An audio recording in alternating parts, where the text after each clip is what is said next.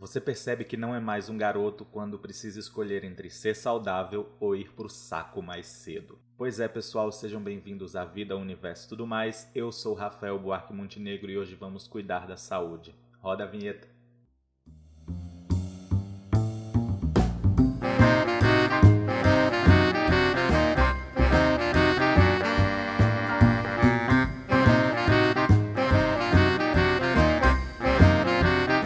Voltei a usar esse ângulo aqui, filmando com a minha estante ali atrás. Eu acho que eu vou usar esse cenário mesmo quando eu quiser falar diretamente assim com vocês, uma conversa mais cara a cara, embora estejamos no YouTube e não seja cara a cara, definitivamente. Enfim, eu acho que eu vou usar esse plano aqui quando eu quiser gravar vlogs assim diretamente. Eu acho que fica mais legal, fica um negócio mais íntimo. Eu acho que fica mais com cara de vlog mesmo. Então eu vou deixar o cenário para ocasiões especiais e por enquanto os vlogs eu vou gravar todos aqui assim.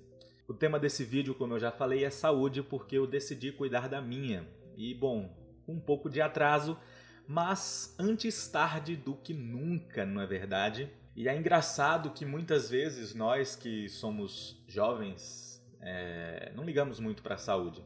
Principalmente assim a minha geração, que é a geração dos millennials, que eu nunca entendi direito assim esse termo, mas que é mais ou menos uma geração que nasceu aí no final dos anos 80, início dos anos 90 e que hoje aí tá na casa dos seus 20 e poucos anos. E a gente vive como se fosse imortal. Eu não vou generalizar, óbvio, não é todo millennial, não é todo mundo dessa geração que vive assim, mas muitas pessoas, e eu incluso, vivem como se o futuro fosse algo muito distante, sabe? Como se o conceito de envelhecer e da morte fosse algo muito, muito lá na frente. Como se a gente fosse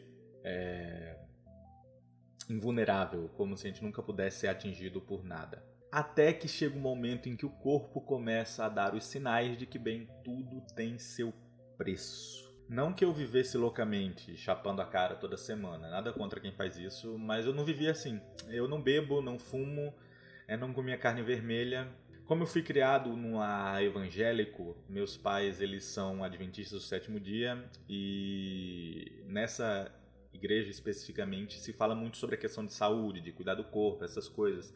Então, durante a minha infância, até o início da adolescência, talvez um pouco mais, eu fui ovo-lacto vegetariano, que é uma pessoa que só consome ovos, leite e derivados do leite dentre os alimentos de origem animal. Ela não consome carne vermelha, nem carne branca, nem peixe, nem embutidos, enfim. Só mesmo ovos, leite e derivados, queijo. Só que eu nunca fui muito de gostar de comer as coisas da natureza, frutas, verduras, legumes. Eu não era muito minha praia ó, comer esse tipo de coisa, sabe? Meu negócio, principalmente na adolescência, era de comer porcaria. Era biscoito recheado, era salgadinho, era pipoca, era chiclete, doce, era chocolate. E aí depois que eu fui ficando mais velho e começando a pegar minha própria grana, aí foi o lance do fast food, sabe? Eu comia muito fast food. Teve uma época, não tão longe, que eu trabalhava numa livraria, isso foi em 2014 para 2015, que eu comia fast food quase que todos os dias. Era literalmente todos os dias eu comia fast food. Era hambúrguer, cachorro quente, pastel, coxinha, Subway, enfim. Além de em casa só comer pão com mortadela, miojo e outras coisas lá não muito saudáveis. Então, esse era o meu ponto fraco. E aquela, como a gente, o conceito, sabe, do envelhecimento, da morte, são coisas muito distantes, na maioria das vezes, na nossa mente. Eu não era, sabe, eu não era nada de geração saúde, eu não queria ser fitness, eu tava cagando e andando pra essas coisas. Eu era daqueles que recitava o poema Não Comerei do Alface a Verde Pétala, do Vinícius de Moraes, e terminava lá enchendo a boca dizendo: E morrerei feliz do coração de ter vivido sem comer em vão. Então eu era esse tipo de pessoa, me alimentava muito mal, até eu ter a minha primeira crise de pânico, lá em fevereiro de 2015. Na época que eu tive essa crise, esse ataque de pânico, eu pesava 112 quilos, talvez um pouquinho mais, e eu estava na minha pior forma física. Do tipo, andava 500 metros eu já estava ofegante de cansado. Tava pior forma física. Então, quando eu tive essa primeira crise de pânico, o primeiro pensamento que veio na minha cabeça foi: estou tendo um ataque cardíaco. Olha só, jovens também podem ter ataques cardíacos. E se você não sabe, um ataque de pânico, o transtorno de pânico, ele emula os sintomas, muitos dos sintomas de um ataque cardíaco. Então você realmente pensa que está indo para o saco, você realmente pensa que está morrendo. Um parêntese aqui. Em breve, aqui no canal, eu vou fazer uma série falando sobre transtornos psicossomáticos com base na minha experiência pessoal. Serão 5 vídeos onde eu vou focar principalmente nos transtornos com os quais eu lido há mais de 2 anos. Que no caso é o transtorno de ansiedade generalizada, o transtorno de pânico e a depressão. Então aguardem, eu estou pesquisando bastante e escrevendo esses roteiros com muito carinho. E planejo soltar esses vídeos, quem sabe, aí no começo de setembro. Vai ser uma semana completa de vídeos falando sobre esses transtornos e eu espero que possa ajudar pessoas que passam por isso, que tem algum parente, algum amigo, enfim, uma pessoa querida que passa por esses transtornos. Então, se você não quiser perder, se inscreve no canal e ativa o sino das notificações para não perder nenhum conteúdo.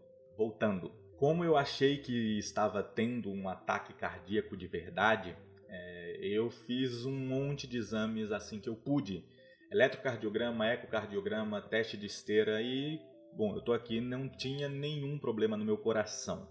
Eram sintomas do transtorno de pânico. E um dos transtornos derivados da síndrome do pânico, do transtorno de pânico, é a hipocondria, que basicamente é a obsessão com uma doença ou com os sintomas dessa doença que ela não é diagnosticada por exames médicos. Por exemplo, você fica achando que está doente do coração e você faz os exames do coração e você não tem nada. Você sente dores de cabeça e acha que está com um tumor e aí você faz um exame na cabeça, uma tomografia, uma ressonância e não tem nada porque você não está doente de verdade. É uma obsessão que você adquire com isso. E em 2015, 2016, a minha hipocondria ela ficou voltada ao meu coração, então eu achava que estava com problemas cardíacos. Esse ano ela migrou e ela decidiu focar em outra coisa que não o meu coração, e com isso eu passei a achar que estava com câncer.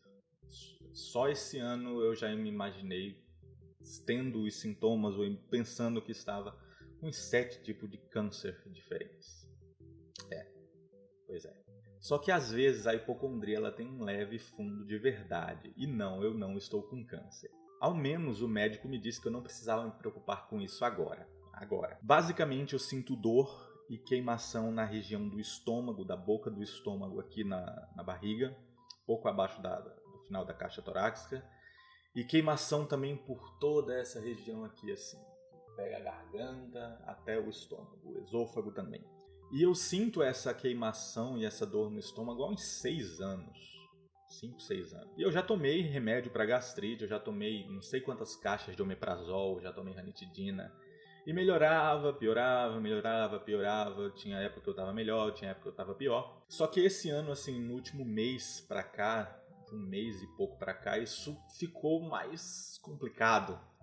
A dor, a queimação, ela ficou mais profunda. E como eu estava na cabeça de que eu estava com câncer, eu já estava me imaginando um câncer de esôfago, um câncer de estômago, eu já estava imaginando, enfim, doente terminal, eu já estava me imaginando um doente terminal, eu decidi finalmente fazer um exame para ver o que é que danado tinha no meu esôfago e no meu estômago. E aí eu fui e fiz a tal da endoscopia, que é um exame onde o médico basicamente coloca um tubo plástico pela sua garganta, e na ponta desse tubo tem uma luzinha e tem uma câmera, e ele vai ver o seu esôfago, a garganta, o esôfago e, por fim, o estômago. E eu fui fazer o exame, a enfermeira ela me furou bem umas 10 vezes nos meus braços para tentar achar uma veia para dar anestesia. Demorou, mas ela conseguiu, só que a anestesia não me apagou, então eu vi o exame todo. Não doeu porque a anestesia acabou que fez algum efeito, mas eu fiquei acordado. E no final do exame o médico me chamou e ele disse: olha, você não precisa se preocupar, não é nada grave, você não está com câncer, não é nada assim, mas você está com uma esofagite erosiva leve e uma gastrite erosiva leve. E aí ele me deu um potinho e ele disse: isso aqui é para você fazer uma biópsia para ver quais as causas disso aí. E o termo biópsia já acendeu 250 milhões de luzinhas de alerta na minha cabeça, porque até então eu imaginava que biópsia, nossa, você fazer uma biópsia é porque é um tumor maligno dentro do seu corpo e você vai morrer em 2 meses. Só que não, biópsia é um procedimento bem comum na medicina, que quando você faz qualquer tipo de intervenção cirúrgica ou um exame mais invasivo assim, geralmente se colhe material para biópsia, é procedimento padrão. E aí, enfim, eu estou aguardando o resultado da biópsia, geralmente demora um pouco. Mas aí, como todo bom hipocondríaco, eu fui pesquisar para ver o que era tal da gastrite erosiva e da esofagite erosiva. A gastrite é uma inflamação no estômago e a esofagite, como o próprio nome já diz, é uma inflamação no esôfago. E quando tem esse termo depois, erosiva, é como se fossem, o nome já diz tudo, é como se estivesse acontecendo pequenas erosões na parede do estômago e na parede do esôfago. Como o grau que ela está é leve, não é nada muito grave, mas já me acendeu aí o sinal de alerta. E pesquisando eu descobri que essa gastrite e essa esofagite erosiva, elas são causadas na maior parte das vezes por uma bactéria chamada H. pylori, que é uma bactéria que quase todo ser humano tem no seu estômago, mas essa bactéria ela precisa de condições específicas para se desenvolver e se multiplicar, com isso causando a inflamação, tanto no estômago quanto no esôfago. E se essa inflamação não for tratada, e o tratamento é feito à base de antibióticos e de mudança completa nos hábitos alimentares, se essa inflamação não for tratada, ela pode se converter numa úlcera, que é uma ferida mesmo dentro do estômago ou no esôfago, que pode vir a tornar-se um câncer de estômago. E a bactéria H. pylori ela é uma das maiores responsáveis pelo câncer no estômago. Não que ela cause câncer, mas que se as condições para que ela se multiplique são determinadas lá no estômago, no organismo da pessoa, e ela começa a se multiplicar e não é feito nenhum tratamento, seja o tratamento medicamentoso com antibióticos, seja a mudança dos hábitos alimentares e que das coisas que criam o ambiente ácido no estômago para que essa bactéria se multiplique, ela vai gerar uma úlcera, vai gerar uma ferida, e essa ferida ela pode se converter num câncer de estômago, que é um dos cânceres mais complicadozinhos de se tratar. E aí, tudo isso, de quarta-feira para cá, o vídeo deve estar saindo hoje à noite de sexta-feira, dia 4 de agosto, ou na madrugada do dia 5 de agosto, que por sinal é aniversário de João Pessoa, o aniversário da Fundação da Paraíba, da Capitania da Paraíba. Eu vou fazer... Nossa, eu devia gravar um vídeo. Talvez eu grave um vídeo para sair na semana que vem. Talvez não, eu vou gravar. Vai sair com um pouco de atraso, mas enfim, vai sair. E eu fiz esse exame na quarta-feira. E de quarta-feira para cá eu venho pensando muito na minha vida, nos meus hábitos, porque eu adoro viver. Mesmo tendo depressão, ansiedade, síndrome do pânico, eu adoro viver. Mesmo nos meus dias mais negros, em que eu já cheguei a pensar em tirar a minha vida, eu decidi continuar vivendo. Porque enquanto há vida, há esperança. É uma frase clichêsíssima, mas que também está correta. Se você está vivo, cara, você pode fazer alguma coisa para que a sua vida seja menos merda. E por mais merda que seja o momento que eu esteja passando, eu ainda assim quero fazer alguma coisa para que seja um momento menos merda e a situação melhore. Então eu não queria viver para sempre, mas eu queria chegar pelo menos aos 50. Mentira.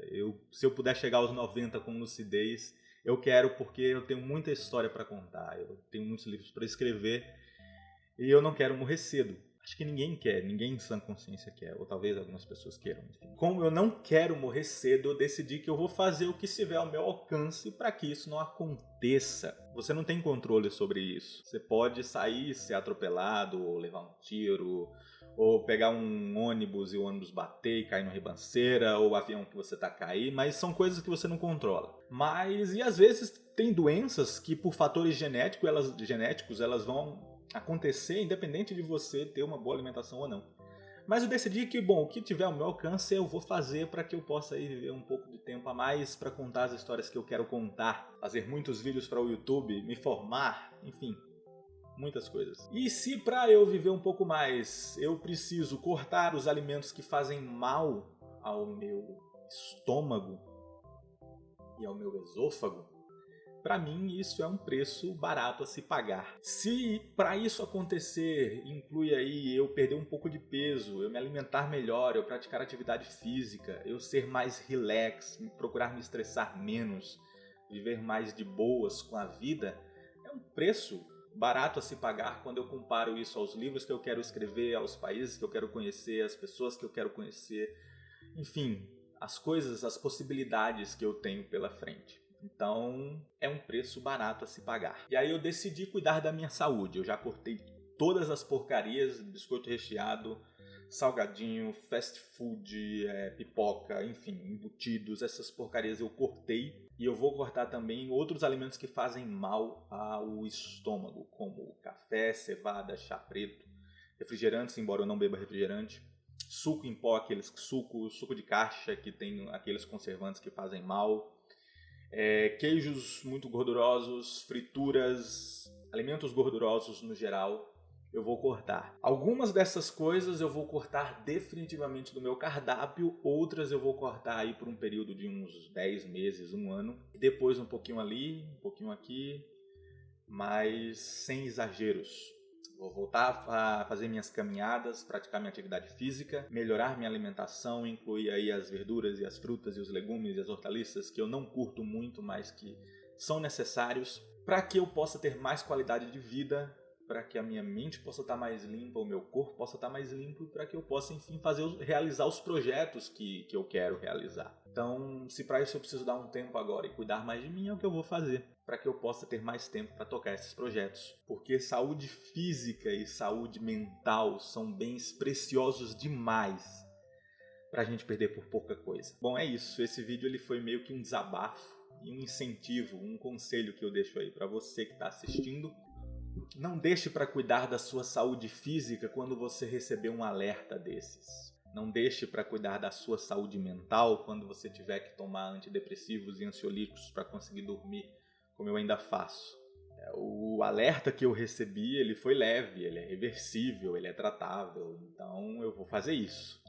Só que se eu não tivesse acordado para isso agora, se eu não tivesse decidido, vou fazer esse exame agora, tivesse continuado ali com aquela rotina, aquela alimentação, talvez mais para frente o alerta ele não fosse ser tão leve assim, fosse ser uma coisa mais grave. E às vezes a gente vai protelando, e quando as coisas vêm, elas vêm de um jeito que infelizmente pode não dar para reverter. Então fica aqui o meu desabafo, agora eu vou tentar ser mais saudável. Fica aqui o meu incentivo para que você também tente ser mais saudável, tanto no corpo quanto na mente. Cuide da sua saúde física, cuide da sua saúde mental, emocional, porque vale muito a pena. Ame, doe, viva plenamente o agora, faça planos para o futuro, lute por esses planos, seja gentil com todas as pessoas ao seu redor e não perca o controle da sua mente por coisas que você não pode controlar. E acima de tudo, aproveite cada minuto. Apressa-te a viver bem e lembra que cada dia é, por si só, uma vida. Obrigado por ter visto o vídeo até aqui. Se você gostou, clica no curtir, enfim, indica para alguém, se inscreve no canal. As minhas redes sociais estão todas na tela também. E até logo, e como é de praxe, obrigado pelos peixes. Tchau, tchau.